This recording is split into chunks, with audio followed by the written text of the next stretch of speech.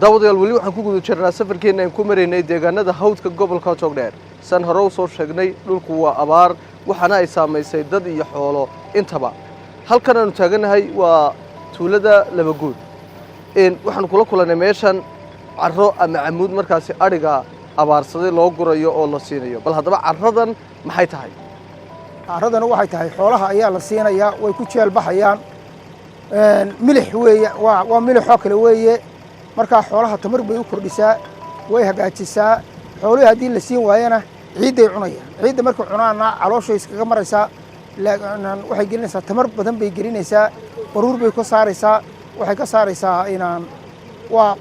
qof sharaab cabayo kale weeye way imika waa tan abaaru waa kuwan dhacay oo taa abaartuna xooliyo waa xooliyo way saameysay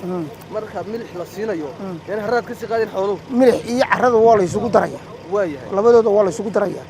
marka marna milixda loo dhiga marna carrada waa loo dhiga laakiin waxay ku fiican tahay in labadaba la isugu daro carrada iyo milixdaba la isugu daro marka waxaad radaysaa waa wixii carrada iyo la isugu daray waa carrada iyo milixdii baan isugu darayna hadii ay xooluhu ka qaadeen haraadka meel waa laga waraabinaya xoolaha waxba ka qaadi maayaan waxba ka qaadi maayaan way wanaagsan yihiin bal ka waran deegaanada sidii abaartu u saameysay deegaanadan abaartu waxay u saameysay si aad iyo aad bay u haysaa dadka waayahay xagga hawdka waa laban tahay laakiin wixii sokeeya xaggan sokeeya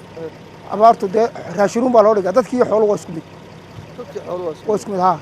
waxa dadka loo kariyo baa inaan xoolaana loo kariyo way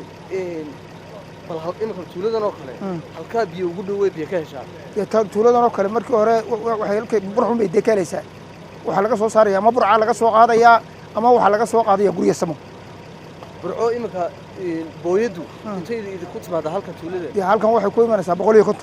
$100 ku imanaysaa sahaali mise kilomitir bay tuuladan burco u jirtaa tuuladan burco waxay u jirtaa ilaa 60 kilomitir ilaa 60 kilomitir marka abaartu waa mid baahsan dad iyo dunyada waa mid baahsan oo gobolkan Togdheer ee Soomaaliland bahaya aad u haya ilaahayna waxaanu ka baryaynaa in Ilaahay raxmad khayr qabayna siiyo dadkana way xanuunsanayaan Ilaahay caafimaad cudurka ugu bedelo